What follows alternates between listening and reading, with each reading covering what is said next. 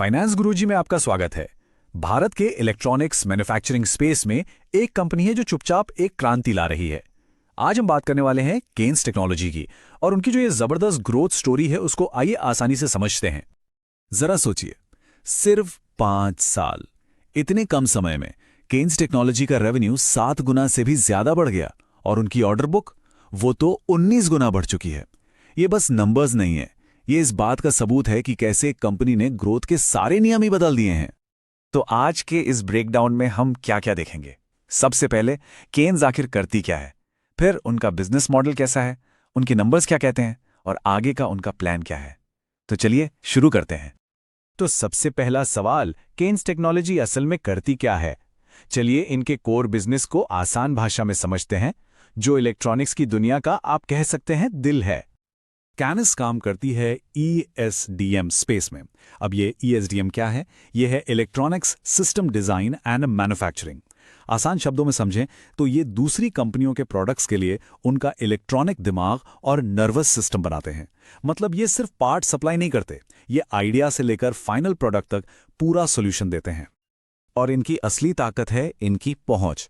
आप देखिए, ऑटोमोटिव से लेके एरोस्पेस तक, मेडिकल से लेके रेलवे तक, ये हर जरूरी सेक्टर में काम कर रहे हैं। इससे फायदा क्या है? एक तो इनका बिजनेस किसी एक सेक्टर के उतार चढ़ाव से सेफ रहता है, और दूसरा ये दिखाता है कि इनकी टेक्निकल एक्सपर्टाइज कितनी सॉलिड है।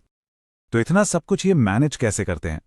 वेल, इसका जवाब छिपा है इनके end to end business model में। एक ऐसा मॉडल जो एक छोटे से आइडिया को एक असली प्रोडक्ट में बदल देता है।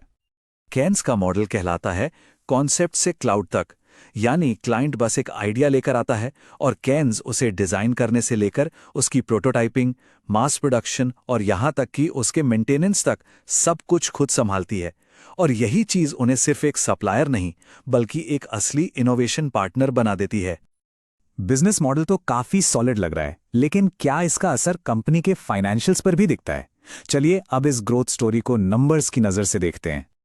तो सवाल ये है कि ये जो इतनी शानदार स्ट्रैटेजी है, ये आखिर फाइनेंशियल परफॉर्मेंस में कैसे बदलती है?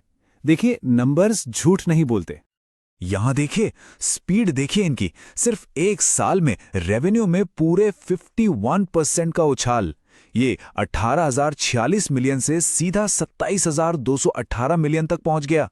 मतलब ये किसी भी हिसाब से एक एक्स्ट्राऑर्डिनरी परफॉर्मेंस है। और बात सिर्फ टॉप लाइन ग्रोथ की नहीं है, कंपनी सॉलिड प्रॉफिट भी कमा रही है। प्रॉफिट आफ्टर टैक्स है 2,934 मिलियन। लेकिन इससे भी जरूरी चीज है उनका इबिडा मार्जिन, जो बढ़कर 15.1% हो गया है। इसका सीधा मतलब है कि कंपनी अब हर रुपए की कमाई पर पहले से ज्यादा मुनाफा बना रही है, एफिशिएंसी बढ़ रही है। और अब ये नंबर देखिए, $65,969 मिलियन। ये क्या है? ये है इनकी ऑर्डर बुक, यानी फ्यूचर के कंफर्म्ड ऑर्डर्स। ये फिगर न सिर्फ आने वाले टाइम के लिए रेवेन्यू की गारंटी देता है, बल्कि इस बात का भी सबूत है कि कस्टमर्स का इन पर कितना गहरा भरोसा है। ओके, नंबर्स तो काफी इंप्रेसिव हैं, लेकिन इनके पीछे की असली वजह क्या है? वो कौन सी स्ट्रैटेजी है जो इस ग्रोथ इंजन को फ्यूल दे रही है? आइए समझते हैं। हाँ, तो नंबर्स तो कमाल के हैं, लेकिन आखिर इस एक्सपेंशन के पीछे का राज क्या है? इसके पीछे है एक सोची समझी टू प्रोंग्ड स्ट्रैटेजी। उनकी स्ट्रैटेजी के 2 मेन पिलर्स हैं।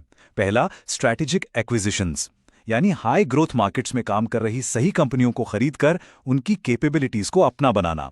और दूसरा, बैकवर्ड इंटीग्रेशन, यानी कोर कंपोनेंट्स खुद बनाकर अपनी सप्लाई चेन पर पूरा कंट्रोल हासिल करना।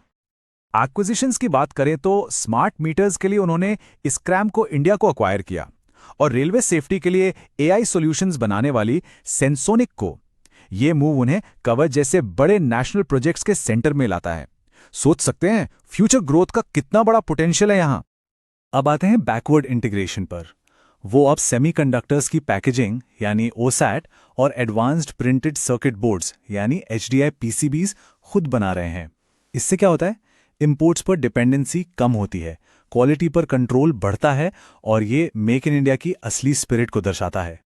अब आखिरी सेक्शन में एक बैलेंस्ड व्यू लेते हैं। देखिए, इतनी तेजी से ग्रोथ हो तो कुछ रिस्क्स भी साथ आते हैं। तो आइए इन चैलेंजेस और आगे की राह पर एक नजर डालते हैं। हर तेज ग्रोथ वाली जर्नी में कुछ स्पीड ब्रेकर्स तो आते ही हैं। तो केन्स के सामने ऐसी कौन सी पोटेंशियल चुनौतियां हैं? कंपनी इससे बेखबर नहीं है। कंपनी अपने चैलेंजेस को अच्छे से जानती है, जैसे कि सप्लाई चेन में कोई प्रॉब्लम आ जाए, टेक्नोलॉजी पुरानी हो जाए या मार्केट में फाइनेंशियल इंस्टेबिलिटी हो। लेकिन जरूरी बात यह है कि उन्होंने इन रिस्क से निपटने के लिए पहले से ही प्लानिंग कर रखी है, जैसे सेफ्टी स्टॉक रखना, दूसरे सप्लाईज ढूंढना और R&D में लगातार इन्वेस्टमेंट करना। और कंपनी का मैनेजमेंट खुद इस बात को कंफर्म करता है। उनका फोकस सिर्फ तेजी से ग्रो करना नहीं है, बल्कि डिसिप्लिन तरीके से ग्रो करना है, ताकि लॉन्ग टर्म में सस्टेनेबल वैल्यू क्रिएट हो। उनकी ये बात उनके विजन को बिल्कुल साफ कर देती है। तो आखिर में सबसे बड़ा सवाल यही है, जिस तरह से केन्स टेक्नोलॉजी वर्टिकल इंटीग्रेशन के जरिए अपनी सप्लाई चेन को मजबूत कर रही है और फ्यूचर की टेक्नोलॉजीज में स्ट्रेटेजिक मूव्स ले रही है, क्या ये company global technology supply chain में भारत का रोल रीडिफाइन करने का दम रखती है? ये एक ऐसा सवाल है जिसका जवाब आने वाला वक्त देगा। एक बात जरूर ध्यान रखें कि ये पूरा एनालिसिस सिर्फ एजुकेशनल पर्पसेस के लिए है। इसे किसी भी तरह की इन्वेस्टमेंट एडवाइस ना समझा जाए। कोई भी इन्वेस्टमेंट डिसीजन लेने से पहले अपनी रिसर्च जरूर करें। फाइनेंस गुरुजी के इस एपिसोड को देखने के लिए शुक्रिया। अगर आपको यह वीडियो पसंद आया तो इसे लाइक करें, शेयर करें और चैनल को सब्सक्राइब करना ना भूलें।